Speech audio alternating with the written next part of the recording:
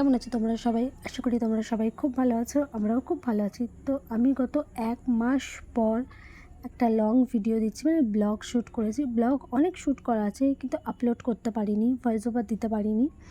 তার কারণ হচ্ছে কিছু ভিডিও ক্লিপ আমি আমার হাজব্যান্ডের ফোন দিয়ে রেকর্ড করেছিলাম, কিন্তু সেইগুলো ডিলিট হয়ে তাছাড়া যায়। আমার বোন যেহেতু ছিল, আমরা সবাই একসাথে শুচ্ছিলাম না, আমি, আমার ছেলে, আমার বোন, বোনের মেয়ে। তো সেখানেও আমি ভয়েস ওভার দিতে পারছিলাম না। তো অনেক কিছু কারণের জন্য আর ব্লগগুলো আপলোড করা হচ্ছিল না, ভয়েস ওভার দেওয়া হচ্ছিল না। আর এখানে আমি অনেক বক বক করছিলাম, কিন্তু সেইগুলোই জানি না কেন আর সাউন্ডটা শোনা যাচ্ছে না। তো আমি এর জন্য ভয়েস ওভার দিয়ে দিচ্ছি। আর যে মিষ্টিগুলো দেখালাম সেইগুলো হচ্ছে সকালবেলায় দিয়েছিলাম জামাইদের। আর এই ব্লগটা কিন্তু জামাই ষষ্ঠীর দিনে। জামাই ষষ্ঠীর দিনে আমরা টুকিটাকি কী করেছিলাম তারই কিছুটা ক্লিপ আমি তুলে রেখেছিলাম। আর এই সন্দেশটা কিন্তু খেতে খুব একটা ভালো না। তো চলো এবার কোল্ড ড্রিঙ্কসটা খাই। একেতেই এত মোটা হয়ে যাচ্ছি, তার মধ্যে এইগুলো আরও বেশি বেশি করে খাচ্ছি, কিছুতেই কন্ট্রোল করতে পারছি না লোভটাকে। তো চলো এবার রান্নাবান্না তো আমার বোন সব করে নিয়েছে, এবার সব জামাইদের খেতে দিয়েছি। সব জামাই বলতে আমার বর, আমার বোনের বর, আর পাশের বাড়িটা দিদি আছে তার বর, তার ছেলে। তো সবাইকে আমার বোন পরিবেশন করে দিচ্ছে আর আমি বসে বসে ভিডিও ক্লিপ নিচ্ছিলাম। সব কিন্তু ওই রান্না করেছে, ও খুব পারদর্শী রান্নাতে। তো চলো, এর তো ছিল এইগুলো। আর ছিল হচ্ছে চাটনি, যেটা সবার শেষে দেওয়া হয়েছে, মানে ভুলেই গেছিলো যে চাটনিটা আছে। তো এইভাবেই তো দিনের বেলাটা কাটলো। রাতেরবেলায় সবাই রেডি হয়ে গেছিলাম, রাতে বলতে সন্ধ্যের দিক করে, ৮টার পর, তাও আবার সন্ধেও বলা যায় না, মানে কোথায় যাব এই ঠিক করতে করতে আমাদের ৮টা বেজে গেছিলো। তো ৮টা না, সরি, 8:45 বাজছিল।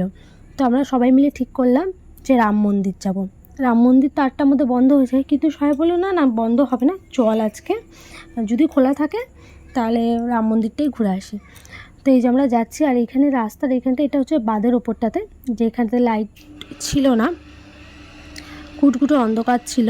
আর এইদিকে জানো তো এখন এত বাড়ি হয়ে গেছে। আমরা অনেক বছর আগে একবার এসেছিলাম স্যারের সাথে ফিস্ট করতে, তখন তো একদম ফাঁকা মাঠ ছিল, জমি আর জমি ছিল। আর এই দেখো রাম মন্দির এত সুন্দর লাগছে, এত সুন্দর, বাইরে থেকে তো চারিদিকটা অসাধারণ লাগছে। এবার চলো ভেতরটাতে যাওয়া যাক। আর এটা হচ্ছে গৌতমপুর। আর এর চারিপাশটা দেখো জমি, মানে ফাঁকা মাঠ, পাশে জমি রয়েছে, আর ওই পাশটাতে রয়েছে বাঁধ। তো চলো এবার ভেতরটা দেখা যাক কেমন। নিচে রয়েছে হনুমানজির মন্দির, পঞ্চমুখী হনুমানজি, আর উপরে রয়েছে রামজি। আর এই দেখো আমাদের ননী।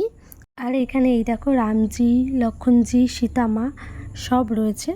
আর এক সাইডটা রয়েছে পুরো খোলা ছাদ। এত ভালো লাগছিলো সন্ধেবেলাটাতে, এত সুন্দর হাওয়া দিচ্ছিল, মনে হচ্ছে না এইখানটাতেই বসে থাকি। এরপরে ইচ্ছে আছে একদম বিকেল বিকেল করে আসবো, 6টার সময় সন্ধ্যা আরতি হয়, সেটা দেখবো। আর ওই দেখো ওই দিকটাতে হচ্ছে দামোদরটা, সব লাইটগুলো জ্বলছে। তো এইখানে খানিকক্ষণ দাঁড়ালাম। তো আজকে না 8টার পর বন্ধ করেছে, অনেকে এসছিলেন, তো সেই সূত্রেই হয়তো 8টার পর বন্ধ করেছে। আর এইখানে হচ্ছে মান্টি, আমার ছেলের আর ওর পাপার কটা ছবি তুলে দিচ্ছিল। তো চলো এবার রাম মন্দির দেখা হয়ে গেছে, এবার যাচ্ছি কঙ্কাল কালীবাড়ির মাঠে। ভাবলাম ওখানটাতে একটু ঘুরে আসি, যখন এসেছি একটু সব জায়গাটা একটু ঘুরে যাই। আর এখানে যে বাঁধের উপর যে রাস্তাটা রয়েছে সেই রাস্তা ধরেই যাচ্ছিলাম। তো আর এখানে দেখো শিব মন্দিরটা কি সুন্দর না। এটা আমি এর আগেও একবার দেখেছি, দিনের বেলায় দেখেছিলাম, কিন্তু রাতের বেলায় লাইটিংটা দেখতে খুব ভালো লাগছিলো। তো চলো এই তো চলেই এসেছি কাঞ্চন মাঠে। আর এই দেখো এখানে হচ্ছে কঙ্কালেশ্বরী কালী মন্দির আমাদের। আর এই যে মাঠে যে প্রচুর লোক ছিল, প্রচুর, জামাই ষষ্ঠীর সন্ধ্যাবেলায় তো সব মেয়ে জামাইরা সবাই ঘুরতে এসেছিলো, তো সেই জন্য প্রচুর লোক ছিল। আর ওইখানে হচ্ছে আরতিটা হয়। তো এখন তো 8টার অনেক বেশি বেজে গেছে, 6টার সময় আরতি হয়। তো চলো এবার এই গেটটাও বন্ধ করে দেবে। এই যে আমরা সবাই বেরিয়ে যাচ্ছি, গেটটা এখন বন্ধ করে দেবে এইখানটাতে। আর এইখানে রাজহাঁস থাকে, কত মাছ আছে, তোমাদের অন্য একদিন অবশ্যই দেখাবো। আর এখানে দেখো আমাদের কঙ্কালেশ্বরী কালী মন্দির, আর পেছনে রয়েছে 10 টাকা টিকিটে যে খাওয়ানো হয় না সেটা, আর ওই দিকে রয়েছে যে বৃদ্ধাশ্রম। তো এই দেখো কত লোক রয়েছে, আজকে প্রচুর লোক ছিল। তো এখানটাতে একটু বসবো, তারপরে সবাই মিলে খাওয়া দাওয়া করবে। আর আমার শরীরটা না খুব একটা ভালো লাগছিলো না, যেহেতু একটু রিচ খাওয়া হয়ে গেছে দিনের বেলাতে। তো তার জন্য সবাই ফুচকা খেয়েছে, আমি কিন্তু ফুচকা খাইনি, আমি খেয়েছিলাম দই বড়া। এইভাবেই আমাদের সকাল থেকে সন্ধে অবধি মানে রাত অবধি এইভাবেই গেল। তো আশা করি এই মিনি ব্লগটা তোমাদের ভালো লাগলো। ভালো লাগলে প্লিজ এটা লাইক করে দিয়ে চ্যানেলটা সাবস্ক্রাইব করে নিও, এবং আমার কোথায় কী ভুল হচ্ছে সেটা প্লিজ প্লিজ প্লিজ কমেন্টে জানিও। দেখাবে অন্য একটা ব্লগে। বাই।